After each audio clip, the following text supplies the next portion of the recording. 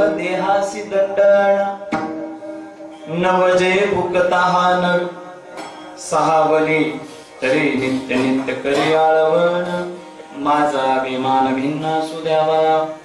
प्रस्तुत प्राप्त कीर्तन रूपी सेवे करता या ठिकाणी घेतलेला अभंग, कारण निवडणे इतकी लायकी नाही, घेतलेला अभंग जो माझ्या पाठांतरातला नाही, ज्या अर्थी इथं चिठ्ठी लावली म्हणजे सगळ्यांच्या लक्षात आला असेल एवढे आपण बरं का हुशार आहोत। पण काय असतं ना, आपल्या आई समोर आणि आपल्या सद्गुरू समोर काहीतरी नवीन शिकण्याकरता म्हणून हा अभंग आज घेतलाय। फार पुन्हा एकदा फार वर्षानंतर पुन्हा एकदा या ठिकाणी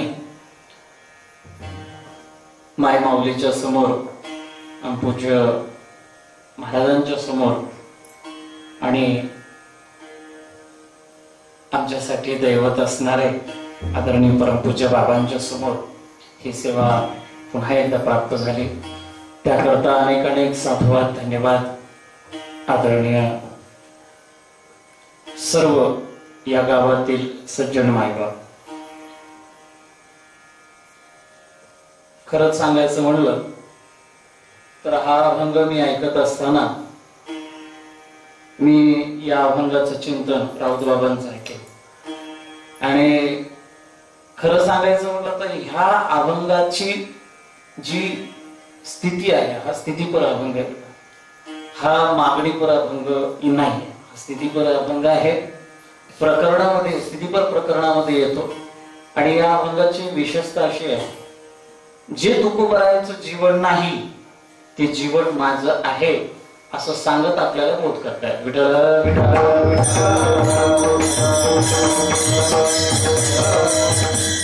काय ना, काही वेळा लहान बाळाला आई ज्या वेळेस कडू औषध देत असते ना, ती स्वतः खाल्याचं नाटक करते। हा आईचा गोड स्वभाव असतो, खाल्यासारखं करते, म्हणते अरे काहीच गोड नाही, तो छान आहे, गोड आहे, अजिबात कडू नाही, खात तू असं म्हणून जसं औषध आई बाळाला देते तसं मायबापा देवापुढे संवाद साधत असताना जगद्गुरु तुकोबाराया म्हणतात, न होय निग्रह देहाशी दंडन। देवा, मला या देहाला निग्रह करता येत नाही, म्हणजे मला माझे इंद्रिय मला याच्यावरती नियंत्रण घेता येत नाहीये आणि या शरीराला दंडित सुद्धा करता येत नाही देवा। आणि तुला खरं सांगू का, या देहाला ना साधा उपवास सुद्धा घडत नाही रे देवा, आणि मी काय करू मला कळत नाही। पण देवा, माझ्याकडे एक मात्र चांगली गोष्ट आहे, म्हणजे काय, नित्य नित्य तुझी आळवण करतो बरं का देवा, आणि हा माझा स्वभाव आहे। आणि खरं सांगू का, हा माझा कदाचित अभिमानही असू शकतो, पण तो भिन्न आहे आणि तो तसाच असू द्यावा अशी माझी विनंती देवा। तिसऱ्या चरणामध्ये अजून एक वजेची बाजू सांगतात तुकोबाराया म्हणतात, नाही विटाळले काया वाचा मन, नाही विटाळले काया वाचा मन, आणि पुढे म्हणताय संकल्पाने भिन्न आशेची। माझ्याकडे देवा ही आशा असेल कदाचित बरं का कोणत्या गोष्टीची, पण ती थोडीशी वेगळी आहे का देवा, तुला जसं वाटतं तसं नाही, तुझी आळवण करतो ना तरी नित्य नित्य करी आळवण माझा अभिमान भिन्न असू द्यावा। आणि शेवटच्या चरणामध्ये जगद्गुरु तुकोबाराया म्हणतात की देवा, या भवसागराच्या पलीकडे जाण्यासाठी माझ्या या इंद्रियाचा निग्रह झाला पाहिजे, हे फार गरजेचं आहे देवा। याची मला थोडस बरं का, मी कदाचित या भवसागरात बुडण्याची शक्यता आहे, तर तू काय कर, मला आधार दे आणि मला पलीकडे नेण्याचं कर अशी माझी इच्छा आहे। विठ्ठल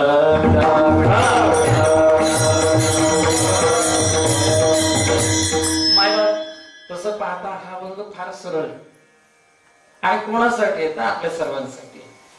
आणि याच्या पलीकडे माझ्या बाप्पा थोडस का अभिप्राय सांगायचा तो असा, या परिसरामध्ये बरं का मी स्वतःला फार भाग्यवान समजतो। का भाग्यवान समजतो, मला आळंदीवरनं इकडे येण्याचं कारण वेगळं होतं, पण इकडं आल्यानंतर मला कळलं की माझं भाग्य काय। एका बाजूने बाबांची समाधी, एका बाजूने नराश्रम महाराजांची समाधी, पलीकडून आंबुलगा गजानन महाराजांची समाधी. असं सगळीकडनं पाहिलं ना, एकीकडनं मुखेडे, एकीकडनं श्रावण चर्मा आहे, एकीकडनं माय, असं सगळं इकडे पांडवांचं मंदिर तुम्हाला माहिती असेल बाराळीमध्ये. असं मी प्रत्येक ठिकाणी जाऊन बसतो आणि मला फार आनंद होतो. आणि काही वेळा मी इथे येऊन बसतो बरं, पण ते कधी कोणाला कळत नाही, एवढं निश्चित म्हणायला हरकत नाही. जाता जाता फक्त बाबाचं दर्शन घेतो आणि जात. असं माझं पुण्य माय बापा पलीकडे झालं असं म्हणायला हरकत नाही. बाबांच्या शरणागतीमध्ये आजची सेवा मिळते.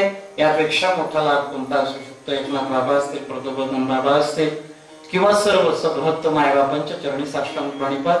हे लेकरू एवढं कोड वाजवते, मला कुठं माहिती, एवढं सुंदर वाजवत आहे.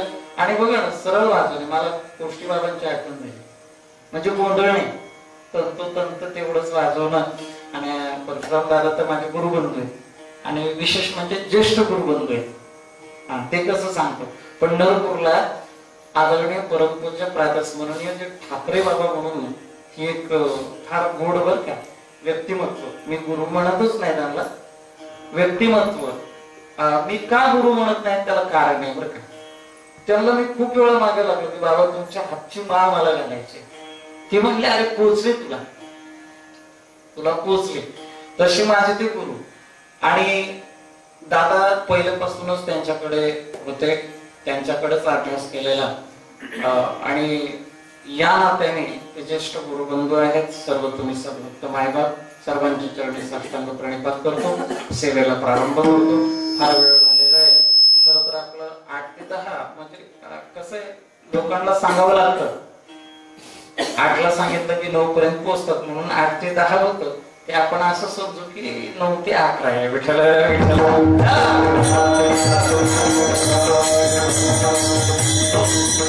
दुसरी एक विनंती करतो, तुमच्यापैकी आहे ना जेवढे तिकडे बसलात, तुमच्यापैकी ज्यांना टेकून बसायचं तुम्ही बसा, माझं काही म्हणणं नाही. ज्यांना इथे बसता येईल त्यांनी निश्चित पुढे येऊन बसा. कारण कसं आहे, लांबून भिक्षा आहे ना देणं नाही बरं का. लागून भिक्षा पात्रात पडेल का नाही सांगता येत नाही. जेवढ्यांना बसणं होईल इथे समोर त्यांनी बसा बरं का. अरे वा, किती किती सोज्वळ माणसं आहेत सगळे. सगळ्यांनी ऐकलं बरं का. ज्यांना होत नाही त्यांनी टेकून बसा. कारण कसं आहे, काही वेळा टेकून बसणंच योग्य असतं. विठ्ठल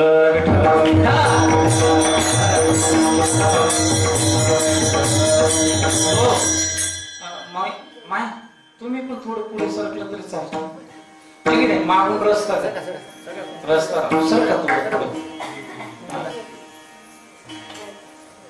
फार गोड चिंतन आहे बरं का. या जगतामध्ये मानवी देह का कष्ट गेलाय, का उद्विग्न आहे, का त्याच्या जीवनात समाधान आनंद आणि सुख नाहीये, त्याचं कारण एकच आहे माय बापा, तो पराधीनतेमध्ये आहे. त्याच्या जीवनात स्वातंत्र्य त्यानं कधीच पाहिलं नाही. मी एका मुसलमान बर का व्यक्तीचं नाव घेईल. ती मुसलमान व्यक्ती आज आपल्या भारताच्या खासदारपदी काही दिवस होती बर का. आता आहे की नाही मला ठाऊक नाही. त्या बाईचं नाव आहे शबाना आझमी. ती बाई काय बोलली माहितीये का, लोकसभेमध्ये बोलत असताना, भाषण करत असताना ती म्हणाली की पहा बर का, म्हणे या जगतात सगळे स्वातंत्र्य आहे असं म्हणतात, या भारतात सगळे स्वतंत्र आहेत असं म्हणतात, पण खरंच सांगा म्हणे, आपण इंग्रजांकडनं आपला भारत आपल्या ताब्यात घेतल्यापासून आपण स्वतंत्र खरेच आहोत का? काय बोलणं होतं, काय धाडस असेल त्या बाईचं. मी त्याच्या पुढे थोडस जाऊन सांगतो बरं का. आपण अजूनही आपण इंग्रजांचं अनुकरण करतोय, त्या अर्थी आपण पारतंत्र्यात आहोत. हे झाला थोडासा लौकिक बरं का. आता आपण हा भाग पाहूया की आपण खरंच किती स्वतंत्र आहे.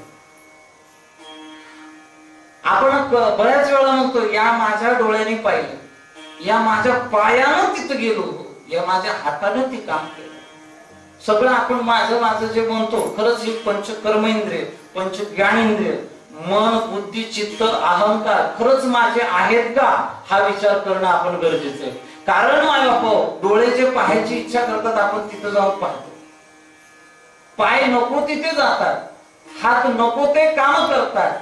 ज्याच्या काय कशासाठी दिले इंद्रिय हात पाय कान, दिले इंद्रिय हात पाय कान, डोळे मुख बोलाया वचन, डोळे मुख बोलाया वचन, जिने तू सोडली नारायण, जय तू सोडली नारायण, नासे जीव पण भवरोग, नासे जीव पण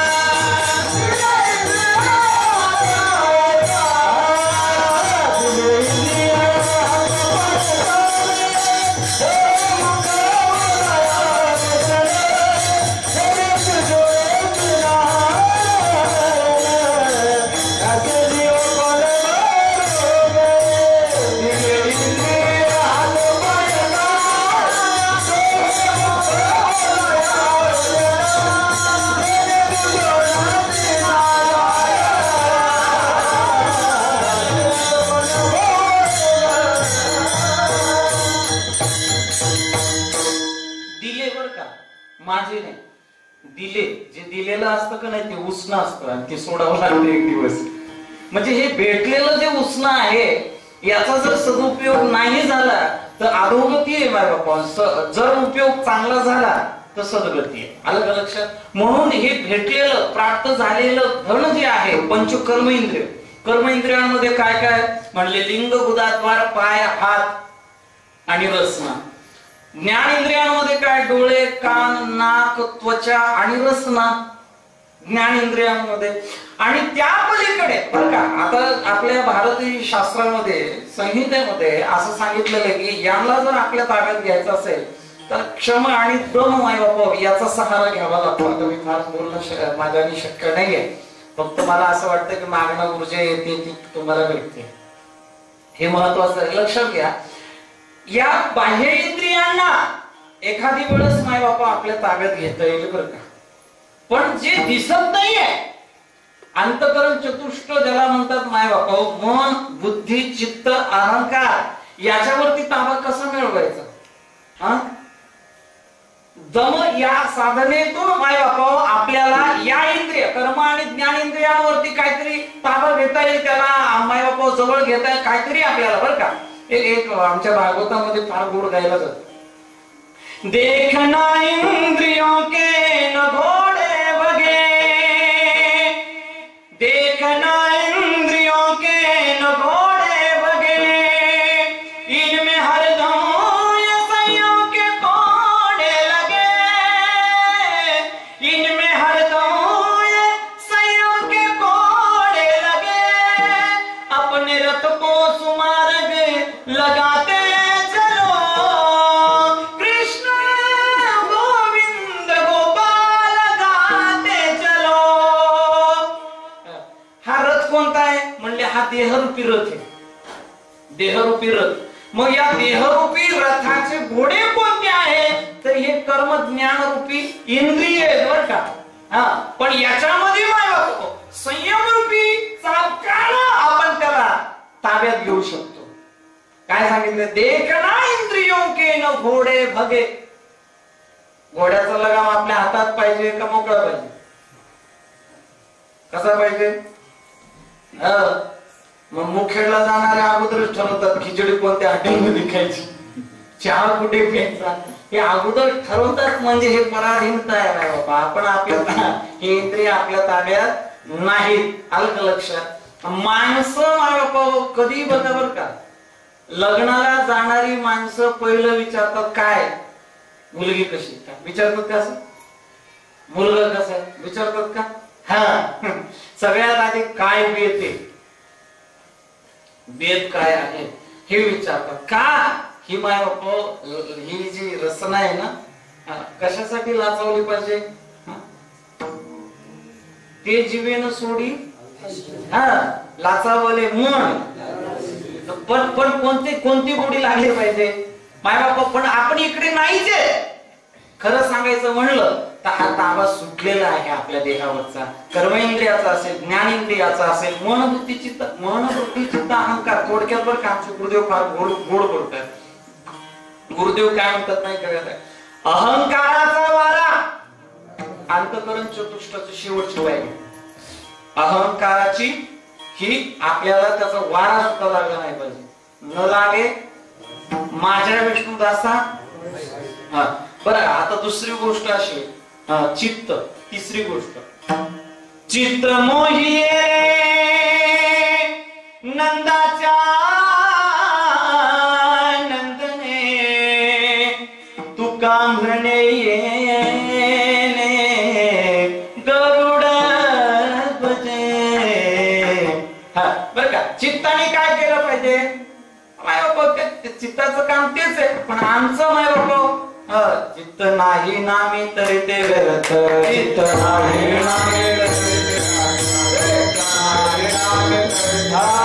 त्रिवेणी संगमी नाना तुझे त्रिवेणी संगमी नाना तुझे चित्त नाही नामी तरी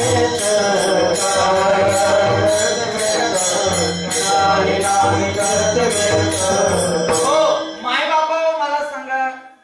4 धाम, सप्तपुऱ्या, 12 ज्योतिर्लिंग हे सगळं आम्ही केलं. पण तिथं गेल्यानंतर बाबा मी क्षमा मागून बोलतो. हैदराबाद मध्ये एक रामोजी फिल्म सिटी आहे बरं. Ramoji film city. आणि त्या फिल्म सिटीची विशेषता काय आहे. आतमध्ये जाऊन आलेल्या माणसाला सांगताच येत नाही. तिथं आतमध्ये जाऊन आलेल्या माणसाला विचारलं ना काय पाहिलं ते म्हणतो काय सांगा काय सांगू. म्हणले सांगा ना एखादं तर सांग. म्हणले सांगताच येत नाही. का सांगता येत नाही. तिथं एवढं काय बघण्यासारखं आहे की हे पाहू का ते पाहू. चित्त इथं थोडं लागलं का इथून तिथं जाते, तिथून तिथं जाते, तिथून तिथं जाते. एकही साध्य झालं नाही असा जीव आहे. विठ्ठल विठ्ठल विठ्ठल. ही देवानं निर्माण केलेली फिल्म सिटी. आलं का लक्षात. स्वप्नावर असणारा संसार त्याला आपण खरं मानतोय. हे चित्त नाही नामी तरी ते व्यर्थ. आता दुसरी गोष्ट बुद्धीचे वैभव अन्य नाही तुझे. आणि एका सहज सिद्धी प्राप्त होती बाय बापा. इथंच आला निग्रह आपल्याला सहज प्राप्त होतो. चित्त बर का अन्य नाही तुझे एका सहज सिद्धी प्राप्त होते बाय बापा. आता पहिली गोष्ट म्हणजे मन. मन बुद्धी चित्त अहंकार. मी उलटा का आले त्याचं कारण आहे. मनच महत्वाचं. मनाच्या अधीन असणारे पुढच्या 3 गोष्टी आहेत बरं का. मनाने ठरवलं तर अहंकार होणार नाही. मनाने ठरवलं तर चित्त स्थिर होईल. मनाने ठरवलं तर बुद्धी माय बापा जळकेल बर का वैभवाने. पण इथे मन नाही जागेवर. मनोमार्गे गेला तेथे मुक्ताला. आणि पण तो स्थिरावतो बर का. आता थोडा अजून पुढे जाऊन सांगायचं म्हणलं तर आपल्याला सोडून हे निग्रह करणं ब्रह्मचार्याला अवघड आहे, संन्यासाला अवघड आहे, मान तपस्व्यांना अवघड आहे बरं का. लक्षात घ्या. जपी तपी वयोवृद्ध तपोवृद्ध ज्ञानवृद्ध अशा असणाऱ्या योगी लोकांना सुद्धा माय बापा हे साध्य होत नाही. अष्टांग योगाच्या माध्यमातून देवाकडे जाण्याचा प्रयत्न त्यांना सुद्धा सहज घडत नाही. काय यम नियम आसन प्राणायाम प्रत्याहार धारणा ध्यान समाधी शक्य आहे का. आता इथे जेवढे तुम्ही बसलेले आहात साधक नाही बर का. या अष्टांग योगांमध्ये 4 गोष्टी फार महत्वाच्या सांगितलेल्या आहेत. जितासनो जितश्वासो जितसंगो जितेंद्रिय. 4 गोष्टी फार महत्वाच्या. जितासनो आसन जिंकलं पाहिजे. आता इथे बघलं तर तुम्ही जेवढेही लोक असाल बर का प्रत्येकाचं आसन वेगवेगळं. आता मी नको करायला. प्रत्येकाचं 84 आसनापेक्षा अधिक आसन आपल्याला पाहायला भेटतात. चला ठीक आहे. जिथं श्वास आपला श्वास क्रिया जवळ आहे का नाही निग्रह कसा होईल. जिथं संगती चांगली आहे का, कसं निग्रह होऊ नये. जितेंद्रिय हा नाही बाबा आपल्या ताब्यात काहीच नाही. बरं याच्या पलीकडे जाऊन बरं का माऊली तुकोबाराय फार गोड बोलतात. निग्रह करून घ्यायचा असेल तर तुमच्या जीवनामध्ये एक गोष्ट फार महत्वाची पाहिजे. म्हणजे काय, तुम्हाला सोपा मार्ग सांगतो. सोपेवर मामा सांगितले सांगती टाळ दिंडी हाती घेऊन नाचा. याच्या पलीकडे बरं का शेवटची जी पायरी अष्टांग योगामध्ये यम नियम आसन प्राणायाम प्रत्याहार धारणा ध्यान आणि शेवटची पायरी समाधी. हा ही समाधी जी आहे ना ही सर्वांना शक्य नाही. विठ्ठल विठ्ठल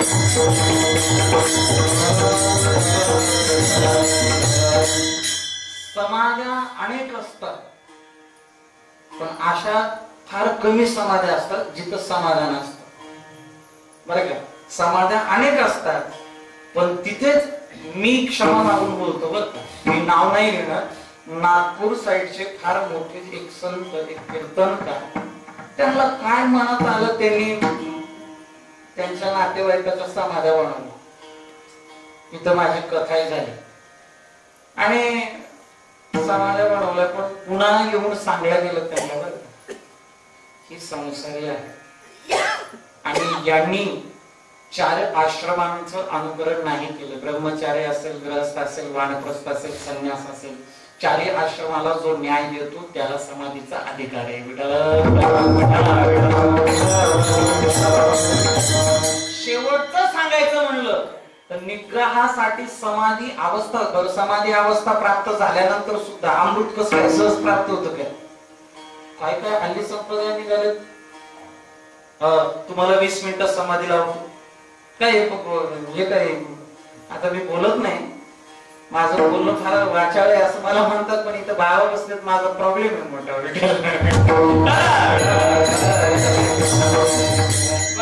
एवढं सोपं आहे का, एवढं सोपं आहे. मध्ये एक संप्रदाय आलतो बरं का बाबा, ते उदबत्ती लावायची त्याच्या त्या अग्नीकडे बघायचं असं बघता बघता एकाचे डोळेच असे झाले तिथे. ते म्हणलं मला 2 का दिसायले डोळे झाले खराब त्या अग्नीकडे पाहता पाहता. डॉक्टरकडे गेला पण डॉक्टर त्या संप्रदायाचा. डॉक्टरकडे गेला म्हणलं डॉक्टर मला 2 दिसतात. डॉक्टर म्हणला तुम्ही 3 कशाला आला. ह्याचा त्याच्यापेक्षा मोठा प्रॉब्लेम होता, त्याला 3 दिसत होते. माय बाप लक्षात घ्या, या देहाला निग्रहित करायचं असेल, या इंद्रियांना आपल्या ताब्यात घ्यायचं असेल तर ही सोपी साधनं नाही.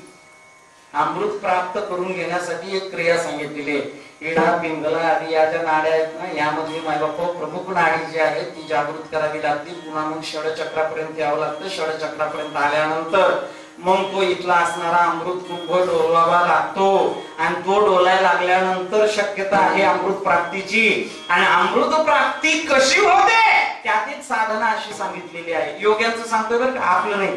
तुम्ही अजिबात भानगडीत पडू नका नाही तर मला बेड्या पडतील हातात. कोणी सांगितलं, निरंजननी सांगितलं, पकडा त्या असं होईल. तुम्ही भानगडीत पडू नका. आपल्याला 1.5 तास कीर्तनात नीट बसणं होत नाही. योग साधना आपल्या शक्यच नाही. मी काय सांगतो व्यवस्थित आहे का, मला ऋषिकेशला राहत असल्यामुळे मला थोडस यातलं कळालंय का साधूकडनं. काय क्रिया आहे, रोजची क्रिया असेल ध्यानस्थ बसायचं, सुखासनात बसायचं, ध्यान लावायचं. ध्यान लागल्यानंतर तासोन तास मला ते ध्यान राहतं. त्यानंतर असं होतं तुमची वाणी जी आहे ना, ती जी जीभ आहे ना ती माझ्या बाप्पा अशी थोडीशी ती अगोदरच पातळ आहे, त्यापेक्षाही ती पातळ होते बरं का. आणि नंतर काय करायची क्रिया, समाधी झाल्यानंतर जीभ बाहेर ओढायची आणि जिभेच्या खाली जी आहे ना ती तार जोडलेली जी आहे खालची आणि जिभेची ती तार अशी तोडायची आणि ती तोडत जीभ पहिली येते नाकापर्यंत ओढून, त्याच्यानंतर नाकाच्या मध्यभागी, त्याच्यानंतर मायबापा या भ्रकुटीच्या मध्यभागापर्यंत, भ्रकुटीच्या मध्यभागापर्यंत घाळापर्यंत आली की मग समजायचं आपण आता योग्यतेचे झालो. कशाचे, अमृत प्राप्तीचे योग्यतेचे. पण समाधी अवस्थेमध्ये आपल्या जिभेला बरं का, आपल्या जिभेला आतल्याद्वारे आतल्या द्वारे वरती नेत नेत अमृत कुंभापर्यंत न्यायचा आणि तो अमृत कुंभ असा सांडवायचा. मी आजचं कीर्तन तुमच्यासाठी नाही, मी माझ्यासाठी करतोय बरं का. माझ्या सुखासाठी, माझ्या आनंदासाठी. तुलसीदासांना प्रश्न विचारला, म्हणले कशाला रामायण करायची गरज होती का? वाल्मिकांनी केलंच होतं. ते म्हणले स्वांत सुखाय तुलसी रघुनाथ गाथा. आजचं कीर्तन तसंच आहे. विठ्ठल विठ्ठल मायबाप पुढे लक्ष द्या. मग ती आतल्या बाजूला जीवन यायची आणि त्या अमृत कुंभाला डोलणाऱ्या सांडवायचं. त्यावेळेस ती समाधी अवस्था सिद्ध झाली. तुम्हाला अमृत प्राप्ती झाली. अमृत मायबापा समय प्राप्त झाला तेव्हा समाधी सिद्ध झाली. हे शक्य आहे का आपल्याला?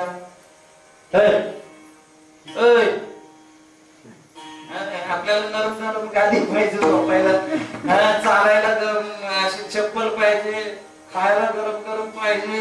आणि कसा होईल निग्रह? जैन धर्मामध्ये एक क्रिया आहे बरं का. त्यांना अनुग्रह देताना, जैन धर्मामध्ये अनुग्रह देताना त्यांची केस उपटली जातात. कशी दाखवू का? जवळ कुणीच बसलं नाही तर ओढून दाखवले. नुसते ओढत नाही केस, सगळ्या अंगाची केस उपटतात जैन धर्मामध्ये. तिथून पुढे त्यांना अंतरायला काही नसतं. त्यांना काय सांगितलं जातं? ही जमीनच तुमचा अंथरूण आहे, गगनच तुमचा छप्पर आहे, हे वाराच तुमचा पांघरुण आहे. हे असं जैन धर्मात एवढं कडक आहे. आम्हाला जमतं का? हो. बाबांनी मला विचारलं, प्रबोधन बाबांनी विचारलं, महाराज जेवणाचं काय बनवायचं? म्हणलं बापरे, अभंग मी हा घेणार आहे, ते विचारतात काय घ्यायचं. बाबा एक सदानंद गुरुजी म्हणून झाले, फार मोठे सिद्ध संत. त्यांना पुण्यामध्ये आम्ही पूर्वी असं काही महाराज लोकांसोबत जायचे पेटी वाजवायला. आणि पुण्यामध्ये गेलो, ते म्हणले का रे स्वयंपाक झाला का? चल वाट जेवायला. शिष्याचंच घर होतं, कीर्तन तिथे ठरलेलं जे आहे ते सांगतो बरं का. जेवायला बसल्यानंतर त्यांनी काय सांगितलं होते, म्हणले मिरच्याचा ठेसा, कडवलेलं तेल आणि भाकर आणि पिठलं असं जेवण सांगितलं होतं महाराजांनी. आता त्यांनी हेच का सांगितलं ते मला नाही सांगता येत. ते न वाढता त्यांनी पुरणपोळी वाढली. पुरणपोळी वाढली, सुंदर असं गरम गरम दूध, त्याच्यावर तुपाची धार, असा वास आला मस्त तुपाचा. ते असं तूप वरती असं तुप काय कसं तुम्हाला आवडलं वाटतं. उद्या करायला होता तुम्ही घरी. लक्ष द्यावा. मला काय सांगायचं नाही वाटलं बाबा. तर काय म्हणले माहितीये का? म्हणले आज माझा कीर्तनाचा बोऱ्या वाजता. त्यांनी विचारलं का बाबा? अरे मी पिठलं भाकर सांगितलं नाही, तू काय दिलं? माझ्या मनामध्ये आज पिठलं भाकर खाण्याची इच्छा होती, ते मला नाही भेटलं, मला हे गोड लागणार आहे का? अशी इच्छा आपली असते. या अभंगाच्या तिन्ही चरणामध्ये तीन गोष्टी फार महत्वाच्या आहेत. अभिमान, आशा आणि इच्छा.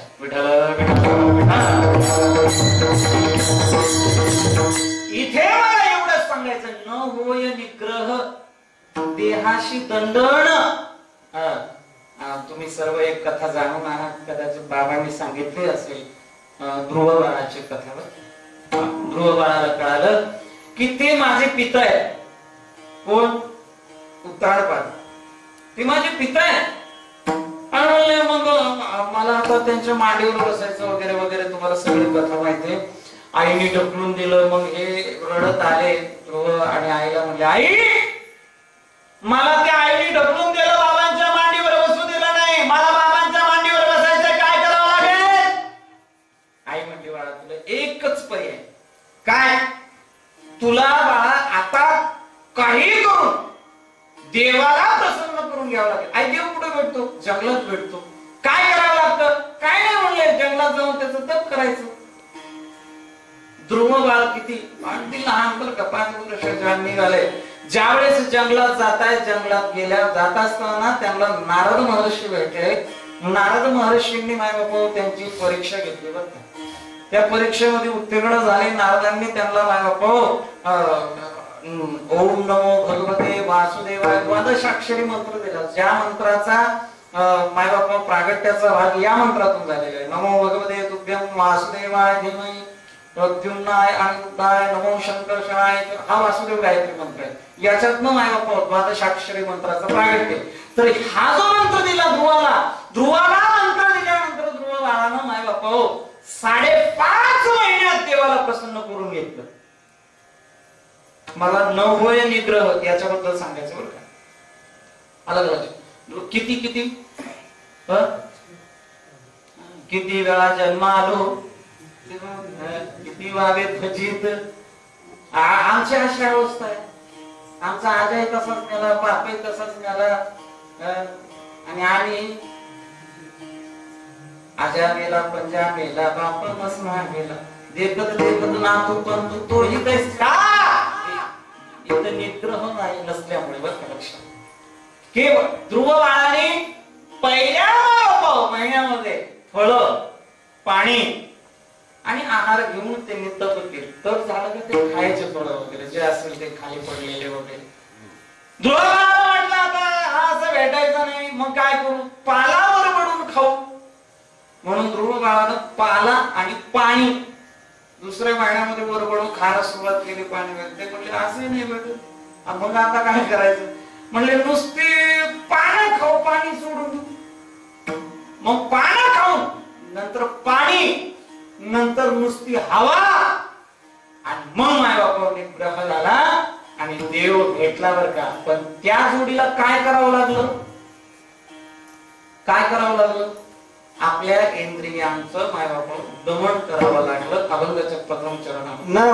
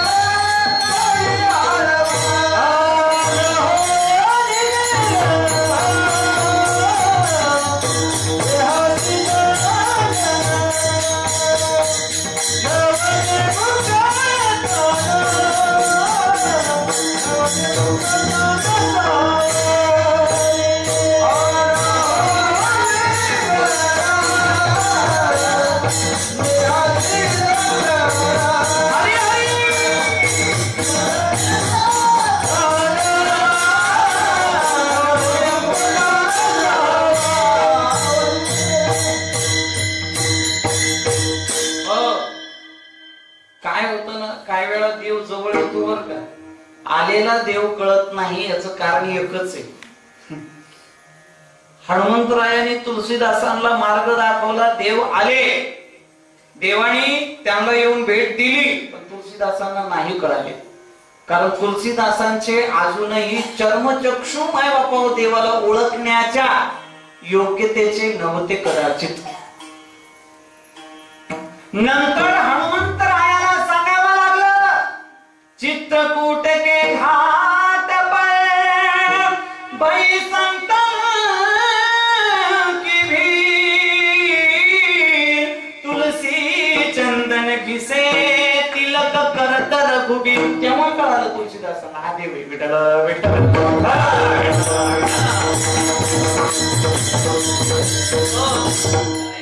बरं का काय झालंय का, देव आहे ना शरद पौर्णिमेच्या रात्री आता जी झाली परम जागृती पौर्णिमा, तिला शरद पौर्णिमा म्हणतात. त्या शरद पौर्णिमे आता थोडं तुमच्यासारखं करतो म्हणजे बरं वाटेल तुम्हाला कीर्तन. लईच तुमच्या काय काय तर रागातच बघायला माझ्याकडे कुठून आणलं की ह्याला ओपर केलं बियाण्याला. खरं सांगू माय झोपलीस काय? नाही नाही झोपली रांग लावून ऐकलं.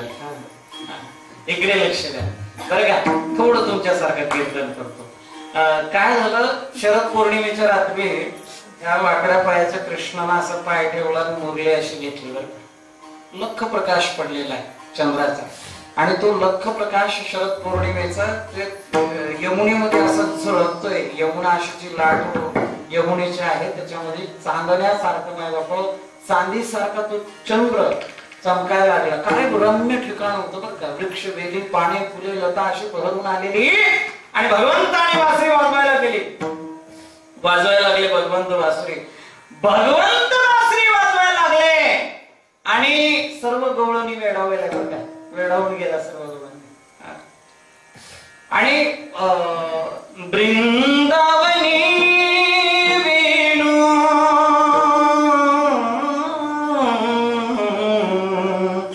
कवनाचा माय वाजे वाजे, कवनाचा माय वाजे, वेणू नादे गोवर्धन गाजे.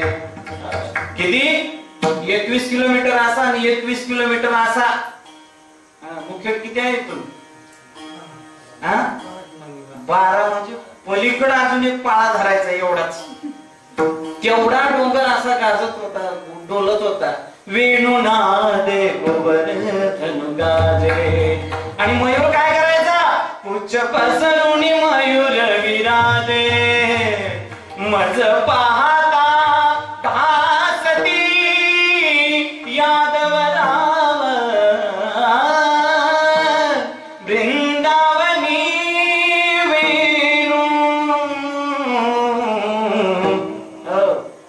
आणि काय ध्वनी मंजुळ मंजुळ उमटली, वाके ऋण जुन ऋण जुन ऋण जुन ऋण जुन वाजती, देव विमानी बैसोनी स्तुती. मी तिथलं वातावरण सांगतोय. आणि काय व्हावं अक्षरशः बाळास्ताना पाजया विसरली माया. त्याच्या वेणूनी असं वेळ लावलं सगळ्याला. तुझ्या मुरलीचा ध्वनी अकल्पित पडिला कानी, विवळ झाले अंतःकरणी मी घरधंदा विसरले आहार सावरिया. कैसी वाजवली मुरली. हो अशी गोड मुरली वाजवली. एक बर का तुमचं लक्ष आहे मामा, तुम्ही आमचे पक्के श्रोता बर का. एवढ्या भागात कुठेही कीर्तन असू द्या पण हजरच. लक्ष द्यावा बाप्पा, मला काय सांगायचंय. देव त्या ठिकाणी बासरी वाजवतात. एक गवळण बर का, एक गवळण त्या गाईला सारा आपल्या कडव्याची पेंडी घेऊन निघाली. एका कडेवर लेकरू आहे, एका हातामध्ये ती पेंडी आहे. निघाली, गायला टाकायचं होतं. सांज वेळ गाय आणून बांधलेली, आता तिला चारा टाकायचं, जाऊन आपलं घरकाम बघायचं. आणि मग तेवढ्यामध्ये त्या बासुरीचा आवाज ऐकला, तरी वेडावून गेली. घेऊ वेडावून गेली. आणि तिनं काय करावं माहितीये का, ते हातातली कडव्याची पेंडी माझ्या बापा गाई समोर टाकायचं, ते कडीवरच लेकरूच गाई समोर टाकलं आणि ती कडव्याची पेंडी लेकरू म्हणून असं धरलं. कुठं पळाली? कुठं? ज्या दिशेनं बासुरीचा आवाज येतो त्या दिशेनं पळाली. हा, हे गवळंत्र तिची माय बापाची फसगत झाली. तुम्हाला काय सांगू, सासूबाईला जेवायला वाढलं बरं का, असं वाढलं जेवायला. मामा हो ऐकलं ना, सासूबाईला असं जेवायला वाढलं, असं वाढलं बरं का. आणि सासूबाई अशी जेवायला बसली आणि काय म्हणते माहितीये का, सुनबाई विचार करायला लागली, बाई तू बासुरी वाजवतोय, आता माझं काय म्हणू लागणार आहे तिला जीव घालण्यात, तिला जीव वाढायला मला काय म्हणू लागणार आहे. तिने काय केली आयडिया, घरातलं सगळं पाणी बर का असं मोरीमध्ये उभं सगळं सांडून दिलं आणि मोरीमध्ये ओतून दिलं आणि येऊन बसले सासूबाई पाशी. सासूबाई आले, मोठ्या दिमागात बसले, नाही बापा असा घास मोडला असा घेणार एवढ्यामध्ये बर का. एवढ्यात ती म्हणली, सासूबाई थांबा थोडं. म्हणजे काय, त्या काळच्या सासूबाईचं सांगते, आताच्या नाही. आताचे खप नाही तर मरून जा बनवायचं तिच्या नावची एखादी भाकर टाकते सुनबाई बरं का. सांगायचं तात्पर्य तिनं घास मोडलं, हे म्हणली सासूबाई थांबा. म्हणजे का, तुम्ही जर जेवण करायला सुरुवात केली तुम्हाला ठसका जर लागला तर, तिनं म्हणली मग पाणी नाही का, पाणी कुठून आणू म्हणली, पाणीच नाही प्यायचं. थोबाड काय बघायला म्हणली सासूबाई. हा आवाज कसा होता, आलेच्या सासूबाईला विचारावं लागतं, माय भाकर भेटल का, माय नकर काळ पाणी भेटल का. काळ पाणी काळ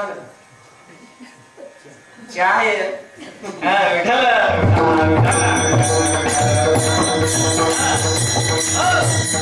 माय बा तुम्ही म्हणाल तुला बरंच माहिती, आता हे काय आपल्या घरचीच कथा आहे, दुसरीकडची कुठली. सांगायचं तात्पर्य माय बापाला लक्षात घ्या. त्या ठिकाणी तिनं जशी ऑर्डर दिली, घागर घे पाणी भरून, सांगितलं तिनं घागर घेतली, बाहेर आले, अंगणात आल्या माय बापा घागर फेकून गेली. भरीला उलंडोनी रीता करी घाटा, भरीला उलंडोनी रीता करी घाटा.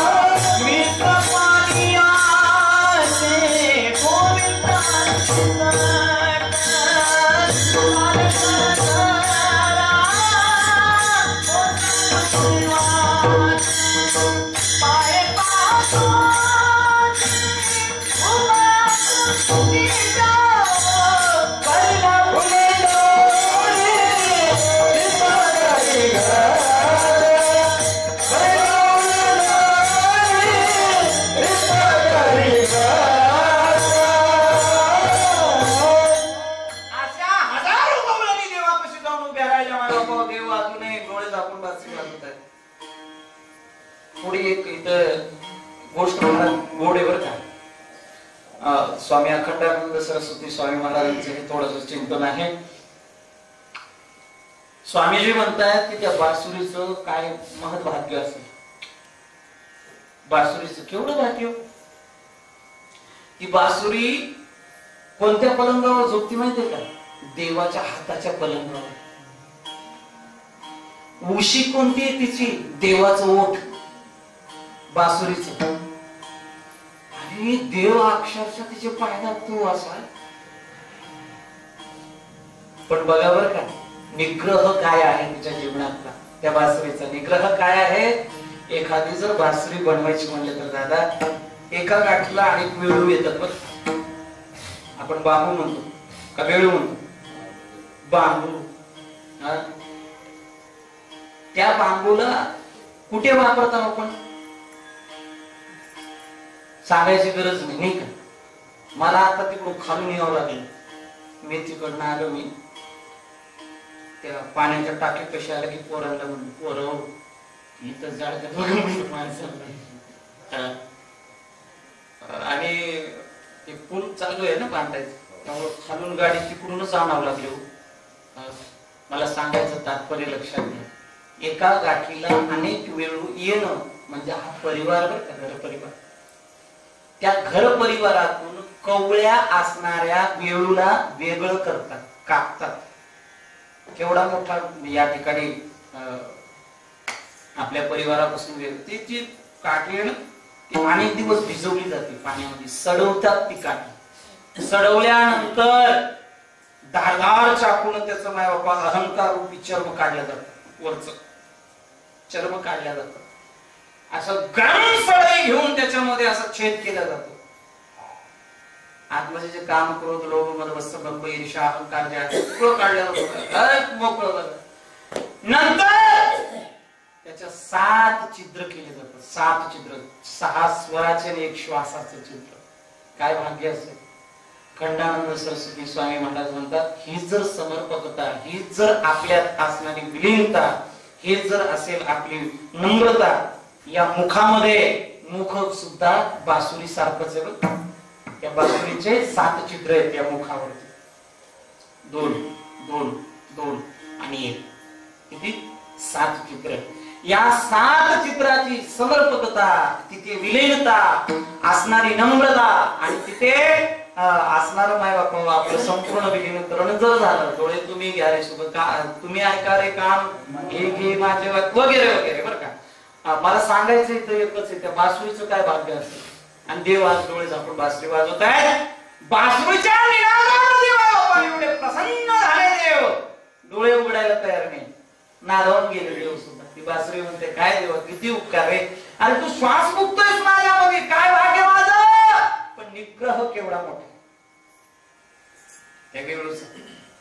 नुसतं चित्र पाडले जात नाही, तिला अग्नीवर धरलं जातं, चटके दिले जातात. संग होईल का आपल्याला एवढं? शक्यच नाही माय बापा. पुन्हा काय झालं, पायापाशी बसलेल्या गवळणीला राहलंच नाही बरं का. ती म्हणली, बाई मी किती भाग्यवान आहे, सर्वात आधी आले म्हणून याच्या एवढ्या जवळ बसावं लागलं. बघ म्हणली, ती पार तिकडं बसली, एवढ्या लांब. किती लांब बसली ती, किती लांब बसले. माझं केवढं भाग्य, मी सर्वात आधी आलो म्हणून याच्या पायापाशी मला बसता येते, एवढ्या जवळून निहाळता येते त्याला, केवढं भाग्य माझं. आज तर 7वी बाळ जागे झाले, तिनं देवाच्या पायालाच मिठी मारली. तेव्हा देवाला माय बापा डोळे उघडावं लागली, हे काय झालं. तिच्याकडे पाहता पाहता देव समोर पाहतात, हजारो गवळणी आहेत बरं का. पुढची कथा सर्वांना माहिती आहे. देवाने विचारलं, कसं काय आला तुम्ही. माझा श्लोक आठवत नाही. स्वागतम महाभागा, देवाने स्वागत केलं त्या गवळणींचं आणि विचारलं कसं काय आलं. आता हे उलटच झालं का नाही. बासरी येणं वाजवली, वेड येणं लावलं, बोलून येणं घेतलं, पुन्हा विचारतो तुम्ही कशा. एक गवळण म्हणले, देवा तू बासरी वाजवलीच नसती तर आम्ही आलो कशाला असतो. मनामध्ये एक बरं का सूक्ष्म अहंकार जो असतो तो मला सांगायचा, दुसरं वेगळं काहीच बोलायचं नाही. अभिमान जो असतो तो सांगायचा मला. भिन्न असू द्यावा हे जे मला सांगायचं तेच करतो, बाकी काय नाही. ज्यावेळेस माय बापा त्या गवळणी देवाला म्हणायला लागले, देवा तू बासरी वाजवलीच नसते. देव एवढ्यापर्यंत पोहोचले, देव अक्षरशः माय बापा पतिव्रता नारी धर्म सांगायला गेले. देव म्हणले, तुम्हाला पतिव्रता नारी धर्म कळतो. तुका म्हणे पतिव्रता तिची देवावरी सत्ता. आणि देवाने पतिव्रता नारी धर्म सांगितलं. तेवढ्यात माय बापा एक गवळण म्हणजे, देवा मलाही तुला काय सांगायचंय. ती पुढे आली, तिचं नाव विशाखा सांगितलं जातं. ती म्हणते, काय देवा, देवा तू पतिव्रता नारी धर्म जो सांगितला त्याच पतिव्रतेची कथा मला सांगायची. शेवटी तुला प्रश्न विचारायचा, सांग बरं देवा मला त्या प्रश्नाचं उत्तर दे. म्हणजे कथा काय तिनं सांगितलं. देवा एक पत्नी अशी पतिव्रता नारी, सकाळी पती उठल्यानंतर त्याची पाद्यपूजा केल्यावर त्याचं चरणामृत घेतल्याशिवाय ती कुठलंही काम करत नव्हती, कुठल्याही गोष्टीला ती हात लावत नव्हती. म्हणजे तिची रोजची असणारी साधना असते. तर देवा तिच्या पतीला 5 दिवस बाहेर जाण्याचा प्रसंग आला. तिने ठरवलं पतिदेव बाहेर जाऊन येईपर्यंत मी पाण्याचं थेंब सुद्धा घेणार नाही, पाण्याचं थेंब सुद्धा माझ्या जिभेवर टाकणार नाही. ठरवलं. पतीला कळालं, पतीने बोलवलं अगं म्हणलं तू पतिव्रत आहेस मला चांगलं माहितीये, पण हा काय वेडेपणा, एक मी काम करतो. म्हणजे काय, तू देवाच्या मूर्तीची पूजा करते ना, मूर्तीला देव मानते ना? म्हणलं हो मान. मग मी एक काम करतो, माझी मातीची मूर्ती करून तुला देतो, मी जाऊन येईपर्यंत ती मातीचीच मूर्ती तुझा पती, असं ठरलं. ती म्हणली पण मी तुम्हाला एक सांगते. म्हणजे काय, तुम्ही येईपर्यंत मी दाराची कडी काढणार नाही, तुमचा आवाज असेल तरच मी दाराची कडी. हो ठरलं. माय बापा त्या ठिकाणी तिनं पतिदेव गेले, दाराची कडी लावली, त्या मूर्तीची पूजा करायला लागली. त्या पतिदेवाला काळजी, मी गेल्यावर आता काय होतं याचं काय माहिती, पूजा करते का नाही, का परत उपाशी बसते, त्याला काळजी विचारायला. पतिव्रतेची काळजी असते नवऱ्याला, पतिव्रताची असते का नाही माहिती नाही.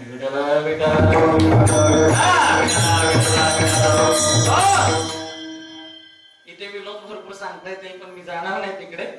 त्या ठिकाणी देवाने माय बापा काय करावं, योगा असा 3 दिवसातच काम सगळं उरकलं त्याचं. परत आल्यानंतर माय बापा त्यानं दरवाजाची कडी वाजवली. अगं मी आलो दार काढ. पण केव्हा, ज्या वेळेस त्या मातीच्या पतीची पूजा करायला बसली त्यावेळेला कडी वाजवली. आणि माय बापा तिला प्रश्न पडला की देवा आता मी काय करू, हा मातीचा पती सुद्धा पतीच आहे, आलेला सुद्धा पतीच आहे, कोणाचा स्वीकार करू कोणाचा अस्वीकार करू देवा. इथून उठावं तरी पातिव्रत्य माझं बाधित होतंय, तिकडं नाही जावं तर त्याला तिष्ठ उभं कसं करावं देवा सांग. माझा प्रश्न हाच आहे, तुला काय केलं पाहिजे. काय सांगतात देव माहितीये का, हसले देव. म्हटले ते मातीची मूर्ती आहे. कशाची, मातीची मूर्ती आहे, त्याला त्यागायचं. आणि खरा पती जो उभा आहे तिष्ठत, उभा तिष्ठत अजूनही भाविकासाठी उभा, विठू कैवल्याचा गाभा न माणी काहीशी उभा तिष्ठत अजूनही. मला हे सांगायचं का, लक्षात घ्या. त्यांनी काय सांगितलं, देव म्हणले अगं खरा पती आल्यानंतर या मातीच्या पतीचं काय करायचं, त्याला सरकवायचं आणि खऱ्या पतीचा स्वीकार करायचा. ती विषापण नाचायला लागली. देवा किती गोड उत्तर दिलं रे, याच उत्तराची अपेक्षा होती. देव म्हणलं झालं काय, उलट बोललं काय मी. नाही देवा तू बोलला ते खरंच बोलला. आता तुला मी सांगते, या सर्व गवळणी आणि मी इथे येऊन उभं राहण्याचं एकच कारण आहे देवा. काय कारण आहे सांगू तुला, आम्ही मातीच्या पतीला घरी सोडले नाही. शरीराची होय माती कोणी येते सांगाती स्वजनाने. पुढचं नको घ्यायला, वेळ होते, वेळ झाला मोठा आलेला आहे. आणि मग त्या ठिकाणी माय बापा मला सांगायचं इथे एकच आहे बरं का, हे आएगा जब रे बुलावा का छोड़ के सब कुछ जाना पड़ेगा.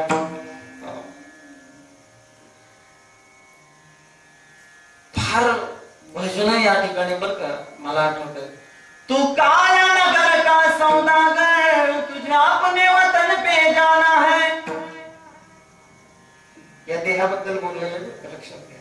सांगायचं तात्पर्य मला एवढंच आहे या ठिकाणी माय बापा, या ठिकाणी ध्रुव बाळाने ज्या पद्धतीनं या मातीच्या देहाला त्यागून, या मातीच्या देहाला त्यागून माय बापा त्याच्या भजनाला त्यानं प्राधान्य दिलं आणि त्याचं नाम संकीर्तन आळवलं.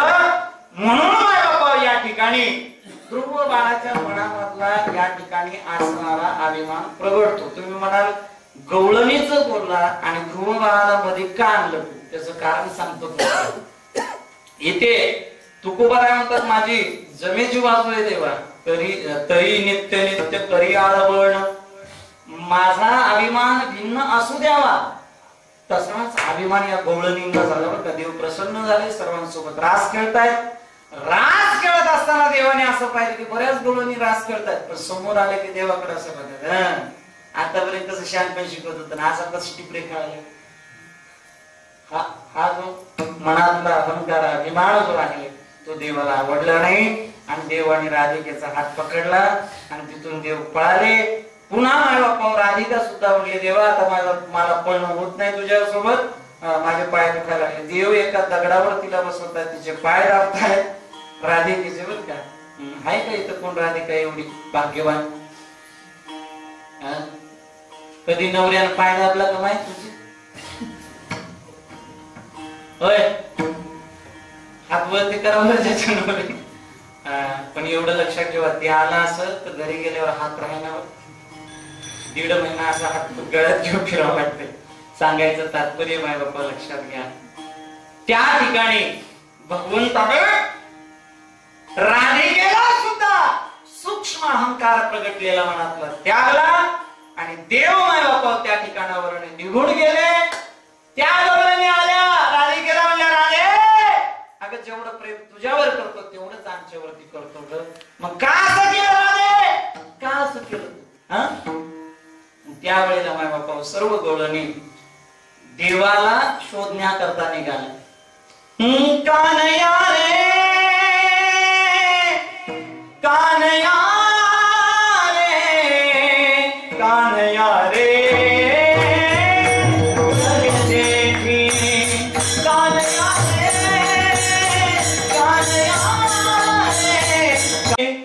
संकट पडले भारी कृष्णा.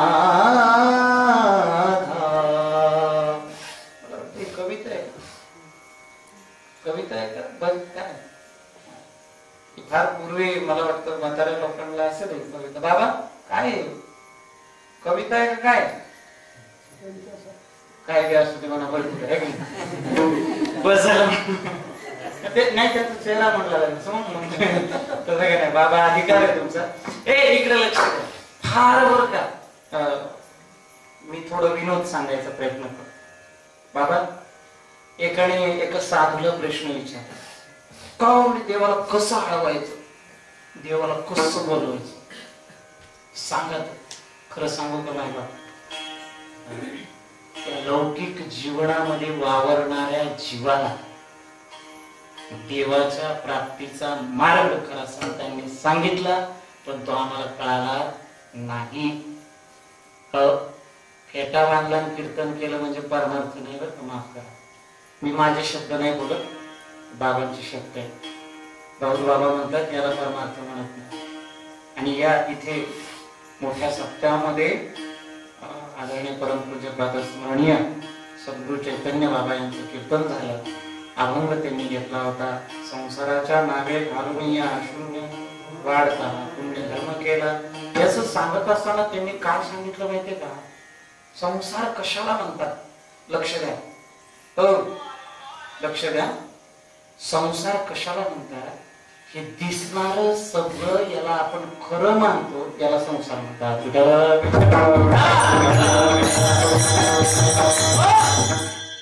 इथे मला फक्त एवढंच सांगायचं माझ्या बापा, ते आळवणं जे आहे तरी नित्य नित्य करी आळवण माझा अभिमान भिन्न असू द्यावा. देवाला केलेली प्रार्थना.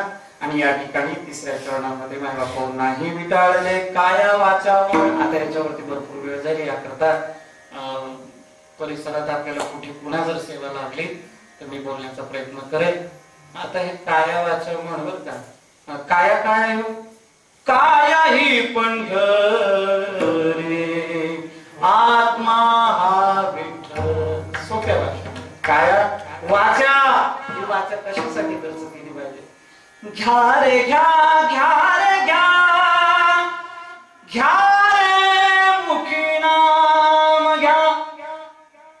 आळंदीत गायचं माऊली समोर जनामाय म्हणते बरं. घ्या रे घ्या, घ्या रे घ्या रे मुखी नाम. या वाचेनं भगवंताचं नाम घेतलं पाहिजे. निग्रह निश्चित होतो माय बापा. काया वाचा मन. मन म्हणजे पुन्हा बर का मला सांगायचं येते मनाची म्हणी गुंफी लाशेला बाप रुक्मा देवीवर विठ्ठल वार केला. किंवा संसारात जे मन गुंतलेले आहे नको नको म्हणा. काळ आला या हा देह दुसऱ्याचा आहे, जाणार आहे, जायचं शरीर जाणार बर का. चौथ्या चरणामध्ये सांगत असताना तुकोबराया फार गोड बोलतायत. या भवसागरात मी अडकलेला जो आहे भगवंता, मला तू याच्यातनं पहिलं तीराला नेणारा नावाडी आहेस. लक्ष घ्या. देवाला एकदा गरज पडली बर का. तेरे चरणों की महिमा सुनी है प्रभु, नाव लकड़ी की मेरी पुरानी प्रभु. केवटाला भगवंत नाव मागायला गेले. नाव मागायला गेल्यानंतर माय बापा त्या ठिकाणी केवट म्हणला, देवा तुला नाव द्यायला काहीच हरकत नाहीये. संवाद फार मोठा, मी थोडक्यात सांगतो. माझा विषय टाइम संपलेला आहे म्हणून माझा म्हणजे कीर्तनाचा माझा मी अजून भरपूर आहे. सांगायचं तात्पर्य माय बापा, नाव त्या केवटाला नाव मागणारे भगवंत म्हणताय, मागई नाव केवट मैं जाना, कहू तुम्हारो मरम मैं जाना. जय सिया राम, जय जय सिया राम. भगवंतांनी नाव मागितली. केवट म्हणला द्यायला काही हरकत नव्हती, पण देवा तुझ्या पायाचा प्रताप ऐकला मी. काय म्हणले पायाचा प्रताप? काय नाही देवा, तुझ्या पायाच्या चिटकलेल्या मातीच्या कणाचा स्पर्श एका दगडाला झाला, त्याची पाय झाली अहिल्या. हे ऐकलं देवा. मग काय करावं लागेल? काय नाही देवा, तुझे पाय स्वच्छ धुवावे लागतील. देव म्हणले का इथंच गंगा, इथंच मी, इथंच पाय, मी लगेच धुतो. नाही देवा, किती शहाणा माणूस असू दे म्हणजे, 14 वाहनाचा मालक का असेना, किती शहाणा माणूस असू दे, चिखलानं पाय भरलेले असताना कुठेतरी चिखलाचा लवलेश राहतो देवा. दुसऱ्यानंच पाय धुवावं लागतात तेव्हा पाय स्वच्छ होतात. लक्ष्मणा ना, ते तर जमतच नाही म्हणजे, पाय बीज धुवावं लागेल. केवटानं स्वतः आग्रह केला. देव म्हणले ठीक आहे तू. केवट उठलं, पळ सुटलं घरात. केवटाला हाक मारली लखनदादा, अरे कुठे झाला धुला? नाही तुला कळत नाही का? केवट म्हणतो लखनदादा, तुला कळत नाही म्हणजे काय? अरे अशी शुभ कामं एकट्याने करायची नसतात, बायकोला आणायचं. बायकोला आणलं. येता येता बायको रडायला लागली. अहो तुम्ही म्हणता देवाचे पाय धुवायचे, आणि कसं हो तुम्ही असं अचानक? आपल्या घरात साधं जर्मनचं ताट नाही, सोनं चांदी पितळ हे तुझं जाऊ दे, जर्मनचं ताट नाही. लाकडाचं काठवड घेऊन, लाकडाचं काठवड फायदा आहे म्हणले. जर्मनच्या किंवा सोन्याच्या चांदीच्या याच्यामध्ये तर धुणारच नाही, मनवाशी त्याचा स्वीकार करणार नाही. आणि या पात्राचा स्वीकार करतील. पात्र ओळखा बरं का कशाच आहे? लाकडाचं आहे. काय म्हणताय? केवट म्हणताय त्याग याच्यात पाय धुतल्यानंतर देवाच्या चरणाचं अमृत जे आहे याच्यामध्ये मुरेल आणि अनेक दिवस भाकरीच्या माध्यमातून पुढे आपल्याला प्राप्त होईल. म्हणून काटकोट घेतलं, गेले देवाचे पाय धुतले. पाय धुताना अनेक प्रसंग गोड आहेत माय बाप. आणि मग त्या ठिकाणी पाय धुतल्यानंतर देवाला बरं का, हे शेवटचं फार महत्वाचं आहे, देवाला आता नावेत बसायचंय. त्यावेळेला केवट म्हणला देवा थांब. आता काय राहिलं? थांब. चिखलामध्ये पालथा पडलं. केवट व्यवस्थित आहे का बरं का? चिखलामध्ये पालथा पडला आणि देवाला म्हणला देवा माझ्या पाठीवर पाय देऊन तू याच्यात बसणार. म्हणजे असं का रे बाबा, मी त्या पतिव्रता नारी अहिल्याच्या शिळेला पाय लावले नाही आणि तू तो संत आहेस. देवा माझा अभिमान बरं का, माझ्या मनामध्ये कधी अहंकार प्रगटू नये देवा. तुझ्या पाद्य पूजेचा मान मला भेटला. आमच्या गावामध्ये बाबा जे विठ्ठल रुक्माईची मूर्ती आहेत ना, ती मलाही नव्हतं माहिती. फार पूर्वी ते स्थापना करत असताना आमच्या बंधूने म्हणे त्यावेळेस इकडे ऋषिकेशला होते सर्व्हिस, तर त्यांनी ती विठ्ठलाची मूर्ती दिली म्हणे. ती मला जवळजवळ 18 वर्षानंतर कळालं. काहीच ना मी तेव्हापासून मूर्ती आम्ही दिली, मूर्ती आम्ही दिली. हे सुद्धा नकोय बरं का मला लक्षात घे. देवाला देवपणा आल्यानंतर तुझा अधिकार संपला. एखाद्या ठिकाणी आपण व्यासपीठ देत असेल, एखाद्या ठिकाणी माईक व्यवस्थित देत असेल तर तो अधिकार संपला ना, हे आपलं पुण्य, जमेची बाजू हे आपण दिले, ठीक आहे, पण त्याचा अभिमान आशावर का फार विचित्र असते. आशाबद्दल बोलायचं होतं पण खूप वेळ झाल्याबद्दल मी क्षमा मागेल. शेवटी मायबापा भगवंताने स्वतःकडे पाहिलं, वनवासी आहे, सीता मैयाच्या अंगावरती असणारे काही दागिने होते. सीता मैयानं प्रभूनं पाहिल्या अंगठी काढली हातातली सोन्याची, प्रभूच्या हातात दिली. प्रभूनं केवटाकडे केली तर केवट काय म्हणतो माहितीये का, नाही सेन नाही धोबी से न धोबी देखे मजुरिया इस जाति को न बिगाड़ियो. पुढे काय म्हणतात ऐका, आप आए मेरे घाट तो पार मैंने लगायो, जब मैं तेरे घाट तो पार मोहे लगायो. तू का म्हणे भाव सागरी उतार, तू का म्हणे भाव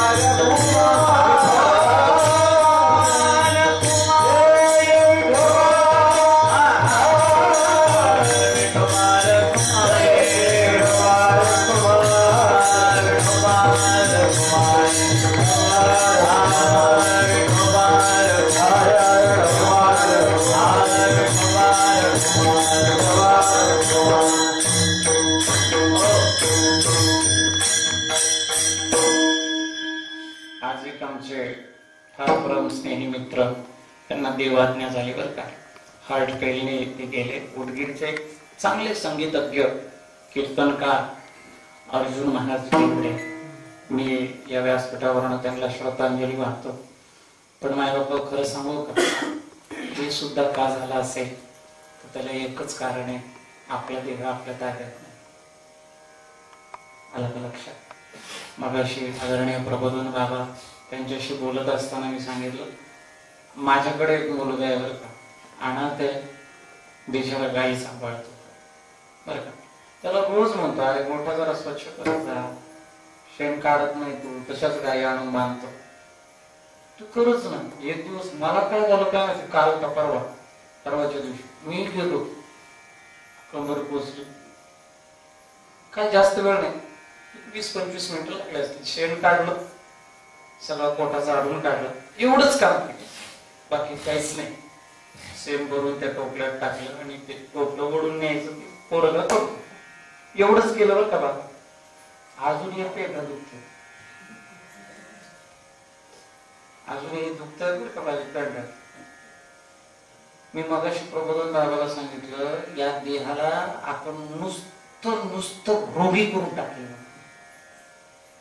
कामच नाही ना. कीर्तन झालं की मस्त, ते झालं की गाडी डायरेक्ट घरी, घरात उतरलं की कामच नाही. उभं राहायचं, संपलं, विषय संपला ना. या शरीराला जेव्हा कष्ट होत आलतो, जेव्हा त्याला खरा व्यायाम पाहिजे शरीराला, पण व्यायाम लोक केव्हा करतात माहिती का? मी आता कधी कधी पहाटे आलो ना मुखेडला, सगळे अशी मला मोठी मोठी लोक दिसतात रस्त्याने चालणार. ड्रायव्हरला म्हणत असतो जरा बाजूला, चुकून जर एखाद्याच्या हाताला लागलं तर गाडी डॅमेज. तुमच्या लक्षात येत आहे का? तू का म्हणे पापे,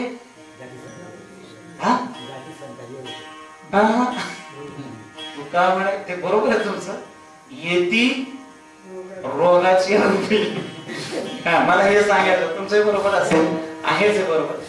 मला इथे एकच सांगायचं, शरीराला दुसरे नाही कुठले कष्ट असू द्या, एक मात्र कष्ट ठेवा देहाचा. काय? तरी नित्य नित्य करी आळवण माझा अभिमान भिन्न असू द्यावा. तसं एवढं सांगून माय बापा तुम्हाला थोडे कष्ट घ्यायला सांगतो, थोडं ऐका लेकराचं. आणि काय कष्ट घ्या, थोडे हात वरती करायचे. तुम्ही बरं का बाबा, बाबा हा असं घ्या कष्ट देवासाठी. काय मोठ्या प्रेमाने भजन कर. ज्ञानेश्वर माऊली, ज्ञानराज माऊली, ज्ञानेश्वर माऊली, ज्ञानराज माऊली.